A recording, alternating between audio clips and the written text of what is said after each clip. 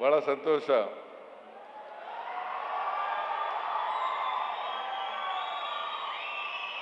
ಮಂಡ್ಯ ಜಿಲ್ಲೆ ಕೃಷಿ ಪ್ರಧಾನವಾದಂಥ ಜಿಲ್ಲೆ.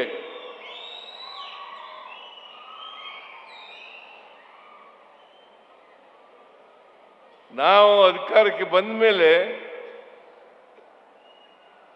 ಮಂಡ್ಯ ಶುಗರ್ ಫ್ಯಾಕ್ಟರಿಗೆ 113 ಕೋಟಿ ರೂಪಾಯಿಗಳನ್ನು ಇಲ್ಲಿವರೆಗೆ ಕೊಟ್ಟಿದ್ದೇವೆ. ಏನಪ್ಪ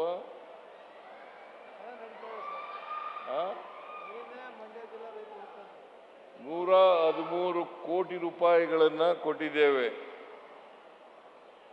ನಾನು ಬಂದ ತಕ್ಷಣವೇ 50 ಕೋಟಿ ರೂಪಾಯಿಗಳನ್ನು ಕೊಟ್ಟೆ. ಆಮೇಲೆ 52 ಕೋಟಿ ರೂಪಾಯಿಗಳನ್ನು ವಿದ್ಯುತ್ ಶಕ್ತಿ ಬಾಕಿ ಬಿಲ್ಗಳನ್ನು ಮನ್ನಾ ಮಾಡಿದೆ. ಅದಲ್ಲದೆ 10 ಕೋಟಿ ರೂಪಾಯಿಗಳನ್ನು ಕೊಟ್ಟಿದ್ದೇನೆ.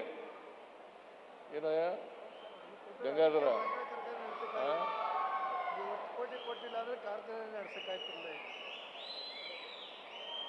ಆದರೆ ಪ್ರತಿ ವರ್ಷನೂ ಕೊಡ್ತೀನಿ ಅಂತೇಳಿ ಇಟ್ಕೋಬಾರ್ದು. ಮಂಡ್ಯ ಶುಗರ್ ಫ್ಯಾಕ್ಟರಿ ಮುಚ್ಚಕ್ಕೆ ಸಾಧ್ಯ ಇಲ್ಲ. ಆದರೆ ಅದು ಲಾಭದಾಯಕವಾಗಿ ಮಾಡಲಿಕ್ಕೆ ಎಲ್ಲ ಪ್ರಯತ್ನಗಳನ್ನು ಕೂಡ ಮಾಡಬೇಕು. ಮಂಡ್ಯದ ಮಂತ್ರಿ, ಜಿಲ್ಲಾ ಮಂತ್ರಿ ಮತ್ತು ಶಾಸಕರುಗಳು ಕೂತ್ಕೊಂಡು ಇದನ್ನು ಚರ್ಚೆ ಮಾಡಿ ಇದನ್ನು ಲಾಭದಾಯಕವಾಗಿ ನಡೆಸಲಿಕ್ಕೆ ಏನು ಮಾಡಬೇಕು ಅಂತಕ್ಕಂಥದ್ದನ್ನು ಮಾಡಿದಾಗ ಮಾತ್ರ ಸಾಧ್ಯ ಆಗ್ತದೆ. ಹೊರತು ನಾನೇನೋ ಇದ್ದೀನಿ ಕೊಡ್ತೀನಿ ಅಂತ ಇಟ್ಕೊಳ್ಳೋಣ. ಬೇರೆ ಮಂತ್ರಿ ಬಂದಾಗ, ಬೇರೆ ಮುಖ್ಯಮಂತ್ರಿ ಬಂದಾಗ ಕೊಡ್ಲಿಕ್ಕೆ ಸಾಧ್ಯನಾ? ಇದನ್ನು ನಾವು ಅರ್ಥ ಮಾಡ್ಕೋಬೇಕಾಗ್ತದೆ. ಅದಕ್ಕೋಸ್ಕರ ಮಂಡ್ಯ ಶುಗರ್ ಫ್ಯಾಕ್ಟ್ರಿ ಅದು ಲಾಭ ಅಥವಾ ನಷ್ಟ ಇಲ್ಲದೇ ನಡೀತಕ್ಕಂಥ ರೀತಿಯಲ್ಲಿ ಮಾಡ್ತಕ್ಕಂಥ ಪ್ರಯತ್ನವನ್ನು ಮಾಡಬೇಕು. ನೀವು ಕೋ ಜನರೇಷನ್ ಮಾಡ್ತೀರಾ, ಇಲ್ಲ ಡಿಸ್ಟಿಲರಿ ಮಾಡ್ತೀರಾ, ಏನು ಮಾಡ್ತೀರಿ ಅಂತಕ್ಕಂಥದ್ದನ್ನು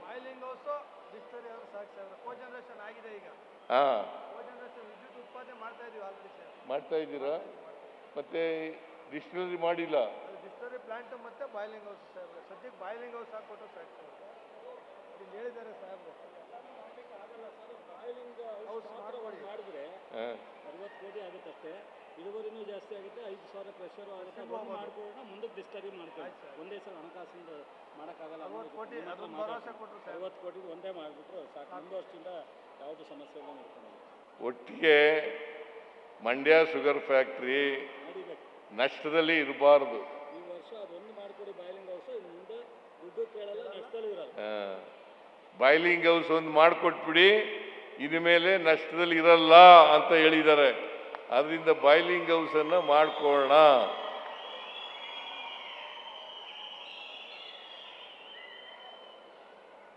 ಆಮೇಲೆ ಈ ಕಾವೇರಿ ನದಿ ಇದೆಯಲ್ಲ, ಇದರ ಡಿಸ್ಪ್ಯೂಟ್ ಇಲ್ಲ. ಈಗ ತಮಿಳುನಾಡಿಗೆ 177.25 TMC ನೀರನ್ನು ಕೊಡಬೇಕು ಅಂತೇಳಿ ತೀರ್ಮಾನ ಆಗ್ಬಿಟ್ಟಿದೆ. 177.25 TMC ನೀರನ್ನು ಕೊಡಬೇಕು ಅಂತ ತೀರ್ಮಾನ ಆಗಿದೆ. ಅದು ಮಳೆಗಾಲ ಸರಿಯಾಗಿ ಆದಾಗ ಮಾತ್ರ. ಒಂದು ವೇಳೆ ಮಳೆಗಾಲ ಆಗಲಿಲ್ಲ ಅಂತಂದರೆ ಡಿಸ್ಟ್ರೆಸ್ ಫಾರ್ಮುಲಾ ಜಾರಿಗೆ ಬರ್ತದೆ. ಆ ಡಿಸ್ಟ್ರೆಸ್ ಫಾರ್ಮುಲಾ ಇದೆಯಲ್ಲ, ಅದರ ಪ್ರಕಾರ ನೀರನ್ನು ಹಂಚಿಕೆ ಮಾಡ್ಕೊಳ್ತಕ್ಕಂಥ ಕೆಲಸವನ್ನು ಮಾಡಬೇಕು. ಇವತ್ತು ತಮಿಳುನಾಡಿನವರು ಆ 177.25 TMCಗೆ ಮಾತ್ರ ನೀರನ್ನು ಬಳಸ್ಕೊಳ್ಳಿಕ್ಕೆ ಅರ್ಹರಾಗಿರ್ತಾರೆ. ಆದರೆ ಅವರು ಮೇಕೆದಾಟು ಯೋಜನೆಗೆ, ರಿಸರ್ವಾಯರ್ಗೆ ಯಾಕೆ ಅಡ್ಡ ಬರ್ತಾ ಇದ್ದಾರೆ ಅಂತಕ್ಕಂಥದ್ದು ನನಗೆ ಇವತ್ತಿನವರೆಗೂ ಅರ್ಥ ಆಗಿಲ್ಲ. ಅದು ರಾಜಕೀಯ. ಅವರು ರಾಜಕೀಯ ಮಾಡಲಿಕ್ಕೋಸ್ಕರವಾಗಿ ಮೇಕೆದಾಟು ಮಾಡಬಾರ್ದು ರಿಸರ್ವಾಯರ್ನ ಅಂತೇಳಿ, ಅದು ಬ್ಯಾಲೆನ್ಸಿಂಗ್ ರಿಸರ್ವಾಯರ್. ಮತ್ತು ನಮ್ಮ ಜಾಗದಲ್ಲಿ ಕಟ್ತಕ್ಕಂಥದ್ದು ಅದನ್ನು. ನಾವು ಅವರು 177.25 TMCನ ಅಷ್ಟಕ್ಕೆ ಮಾತ್ರ ಅವರು ಇರ್ತಕ್ಕಂಥದ್ದು. ನಾವು ಉಳಿಕೆ ನೀರು ಈಗ ಇಲ್ಲಿವರೆಗೆ 98 TMC ನೀರು ಕೊಡಬೇಕಾಗಿತ್ತು. ಆದರೆ ಇವತ್ತಿನವರೆಗೆ 221 TMC ನೀರು ಹೊಟ್ಟೋಗಿದೆ. ಅಂದರೆ ಎಷ್ಟು ನೀರು ಕೊಡಬೇಕಾಗಿತ್ತೋ ಅದಕ್ಕಿಂತ 122 TMC ನೀರು ಹೆಚ್ಚಾಗಿ ಹೋಗಿದೆ. ಎಷ್ಟು ನೀರು ಕೊಡಬೇಕಾಗಿತ್ತು ಅಷ್ಟಕ್ಕಿಂತ 122 TMC ನೀರು ಹೋಗಿದೆ. ಅಂತಂದರೆ ನಾವು ಮಳೆಗಾಲ ಚೆನ್ನಾಗಾದರೆ ನಾವೇ ನೀರು ಇಟ್ಕೊಳ್ಳೋಕ್ಕಾಗಲ್ಲ, ನೀರು ಕೊಟ್ಟೇ ಕೊಡ್ತೀವಿ. ಅದೃಷ್ಟವಶಾತ್ ಕಳೆದ ವರ್ಷ ಮತ್ತು ಈ ವರ್ಷ 2 ವರ್ಷನೂ ಕೂಡ ಒಳ್ಳೆಯ ಮಳೆಗಾಲ ಆಗಿದೆ. ಕಳೆದ ವರ್ಷ ಈ ವರ್ಷಕ್ಕಿಂತ ಜಾಸ್ತಿ ಮಳೆಗಾಲ ಆಗಿತ್ತು. ಈ ವರ್ಷನೂ ಕೂಡ ವಾಡಿಕೆ ಮಳೆಗಿಂತ ಜಾಸ್ತಿ ಆಗಿದೆ. ನಮ್ಮ ಅದೃಷ್ಟ ಎಲ್ಲ ಜಲಾಶಯಗಳು ಕೂಡ ತುಂಬಿದ್ದಾವೆ. ಕೃಷ್ಣ ಸಾಗರ, KRS, ಕಬಿನಿ, ಆಮೇಲೆ ಹೇಮಾವತಿ, ಹಾರಂಗಿ, ತುಂಗಭದ್ರಾ, ಆಮೇಲೆ ನಾರಾಯಣಪುರ ಮತ್ತು ಅಪ್ಪರ್ ಕೃಷ್ಣ, ಇವೆಲ್ಲ ಜಲಾಶಯಗಳು ಕೂಡ ತುಂಬಿದ್ದಾವೆ. ಈ ಸಾರಿ ವಿದ್ಯುತ್ ಉತ್ಪಾದನೆ ಮಾಡ್ತಕ್ಕಂಥ ಶರಾವತಿ ಅಲ್ಲೂ ಕೂಡ ನೀರು ತುಂಬಿದೆ ಅಂತಕ್ಕಂಥ ಮಾತುಗಳನ್ನು ಹೇಳಲಿಕ್ಕೆ ಬಯಸ್ತಾ ಇದ್ದೇನೆ. ಈ ವರ್ಷ ಒಂದು ವಿದ್ಯುತ್ ಅಭಾವ ಬರಲಿಕ್ಕೆ ಸಾಧ್ಯ ಇಲ್ಲ. ಎರಡನೇದು, ನಮಗೂ ತಮಿಳುನಾಡಿಗೂ ನೀರು ಹಂಚಿಕೆಯಲ್ಲಿ ವಿವಾದ ಬರಲಿಕ್ಕೆ ಸಾಧ್ಯ ಇಲ್ಲ.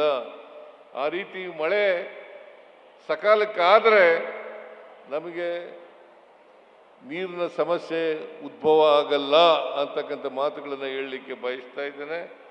ಅದರಿಂದ ನಾನು ತಮಿಳುನಾಡಿನವರಿಗೆ ಮನವಿ ಮಾಡ್ತೇನೆ, ಕೇಂದ್ರ ಸರ್ಕಾರಕ್ಕೂ ಮನವಿ ಮಾಡ್ತೇನೆ, ಕೂಡಲೇ ಮೇಕೆದಾಟು ಯೋಜನೆಯನ್ನು ಮಾಡಲಿಕ್ಕೆ ಅವಕಾಶ ಕಲ್ಪಿಸ್ಕೊಡ್ಬೇಕು ಅಂತಕ್ಕಂಥ ಮನವಿಯನ್ನು ಮಾಡಲಿಕ್ಕೆ ಬಯಸ್ತಾ ಇದ್ದೇನೆ. ಇದು ಅನಗತ್ಯವಾಗಿ ರಾಜಕೀಯಕ್ಕೋಸ್ಕರ ತಕರಾರು ಮಾಡ್ತಕ್ಕಂಥದ್ದು ಇದೆಯಲ್ಲ, ಆ ತಕರಾರನ್ನು ಮಾಡಬಾರ್ದು ಅಂತಕ್ಕಂಥ ಮಾತುಗಳನ್ನು ಕೂಡ ಹೇಳಲಿಕ್ಕೆ ಬಯಸ್ತಾ ಇದ್ದೇನೆ. ಅದರಿಂದ ಈ ಮೇಕೆದಾಟು ಇದೆಯಲ್ಲ, ಆ ಮೇಕೆದಾಟು ನಾವು ರಿಸರ್ವಾಯರ್ನ ಮಾಡಿದ್ರೆ ಸುಮಾರು 66 TMC ನೀರನ್ನು ಅಲ್ಲಿ ಶೇಖರಣೆ ಮಾಡಲಿಕ್ಕೆ ಸಾಧ್ಯ ಆಗ್ತದೆ.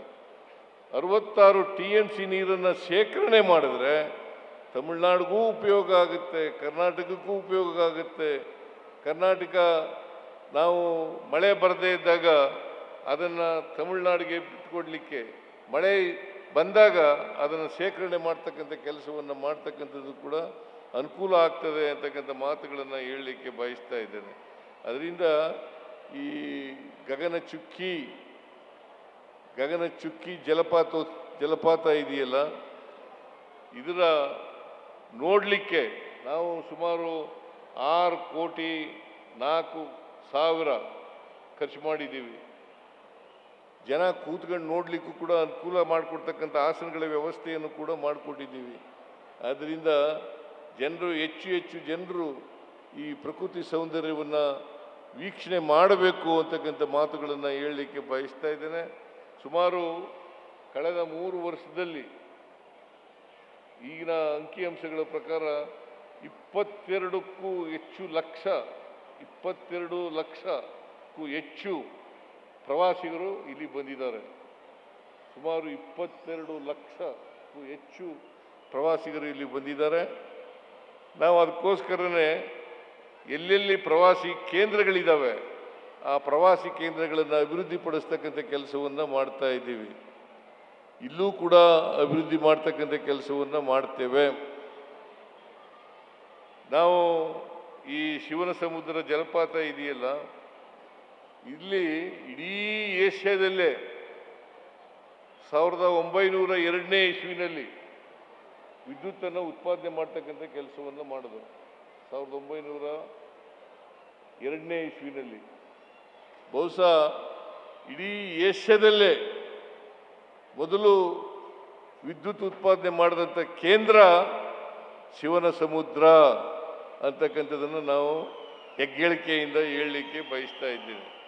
ಅದಾದ್ದರಿಂದ ಇವತ್ತು ಅನೇಕ ವಿದ್ಯುತ್ತನ್ನು ಇವತ್ತು ಸೆಲ್ಫ್ ಸಫಿಷಿಯನ್ಸಿ ಬಂದಿದ್ದರೆ ವಿದ್ಯುತ್ನಲ್ಲಿ ಇದು ಮೂಲ, ಶಿವನ ಸಮುದ್ರ ಮೂಲ. ಹೆಚ್ಚಿನ ವಿಡಿಯೋಗಳಿಗೆ ಪ್ರತಿಧ್ವನಿ ಯೂಟ್ಯೂಬ್ ಚಾನೆಲ್ ಸಬ್ಸ್ಕ್ರೈಬ್ ಮಾಡಿ, ಬೆಲ್ ಐಕಾನ್ ಕ್ಲಿಕ್ ಮಾಡಿ.